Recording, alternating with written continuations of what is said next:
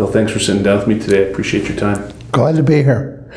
Bill, under your leadership, the turfgrass breeding program at Rutgers has had over 400, is it? Yes. 400 new improved turfgrass cultivars come out of your leadership. Something to be proud of, I would suggest. Yes. That's fantastic. So what, for you personally, is the most rewarding part out of hearing those kinds of numbers? Well, I think most importantly is the fact that I've been in the industry 43 years, and I've seen all the generations of change in varieties of grass. In the 1980s, we had the endophytes that came into play on grasses.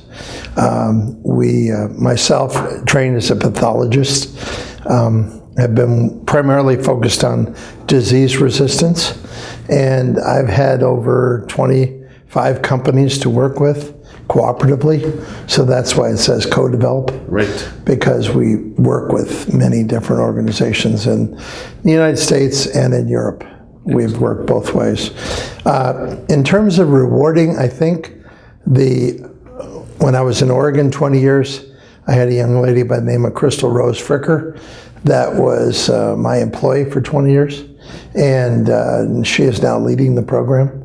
And I was on her master's committee, and then came to Rutgers, and Dr. Funk told me that the most important thing would be working with students and seeing them develop. And I've taught every year I've been there, and it has been very rewarding.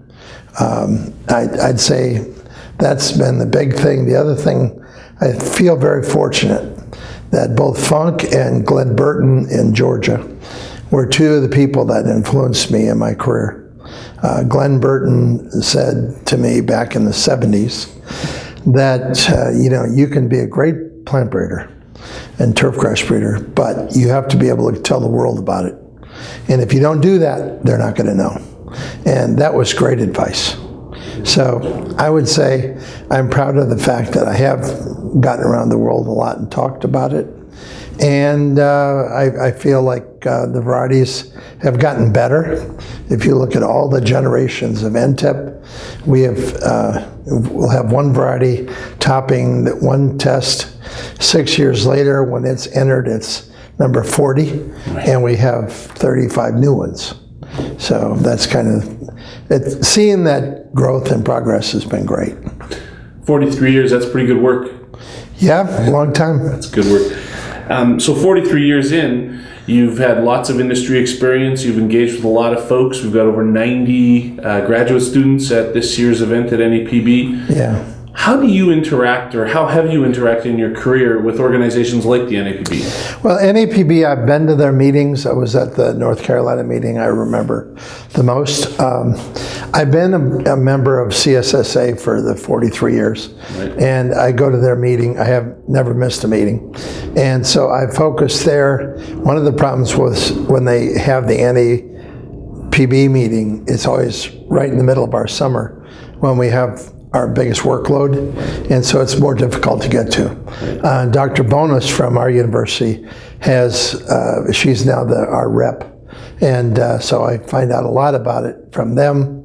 I think it's great that plant breeders are promoting their job and what they can do to help the world.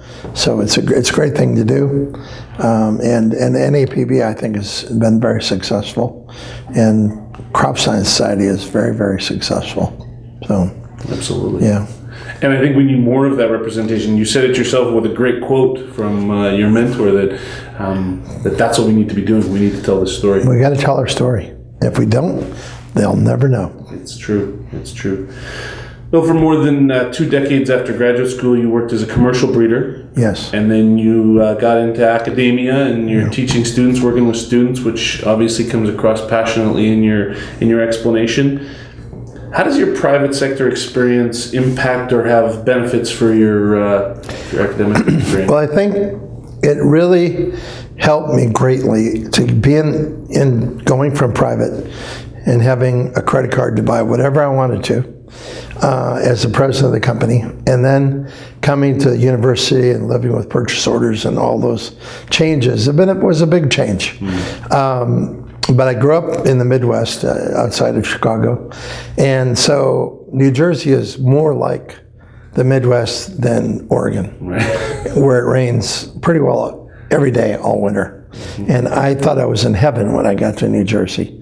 I think the perspective I learned was working closely with a lot of the people that were my friends that were farmers.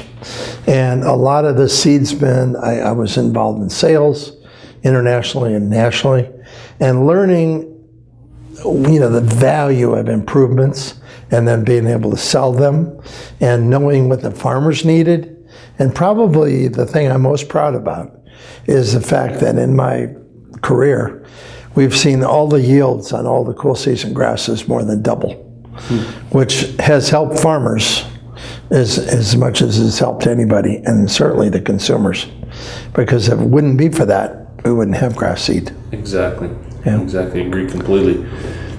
So we've got some hurdles to overcome in the world of plant breeding. What do you see as the biggest hurdle that we have to overcome, and what are you working on right now that might help to get us over that hurdle? Well, the big thing that we're hearing from the Northwest, Pacific Northwest, is that we have to have competitive seed deals. And if they aren't good seed dealers, they don't want them. The companies don't want to sell them because they can't make any money. The farmers won't grow them. So that is a big, big challenge, is trying to keep up on the treadmill of improving yields.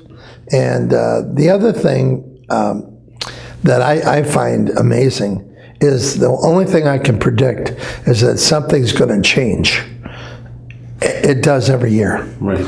Something will change. And that change, whether it's corporate changes, whether it's personnel changes, all the things, you just have to keep readjusting and tweaking what you're doing. And what we're trying to do at Rutgers is to become more efficient at plant breeding.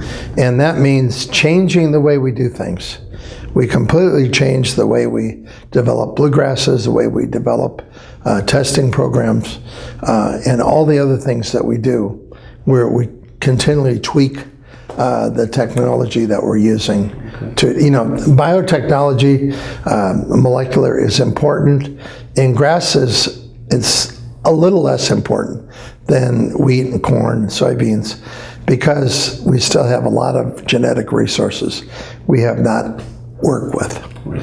And we're still finding new things all the time. So, what do you say to folks that I mean, I keep hearing this everywhere I go these days, that plant breeding is genetic modification. What do you say to folks who are kind of going down that path? I don't see, if we use natural methods to change grasses on our selection process, I don't think that's something that should be illegal. Right. And I can see on perennial crops, there's been a lot of controversy about moving genes from a bacteria to a plant. I can see the concerns about that. It's much less so on annuals. Right. But I really think there's going to be some common sense in the subject, but there's another whole side, as you say. There is indeed. Yeah. There is indeed. Not a simple solution to it, that's No, for sure. not simple. No, exactly. Again, I thank you very much for having a chat with me today. Great. It was a nice experience.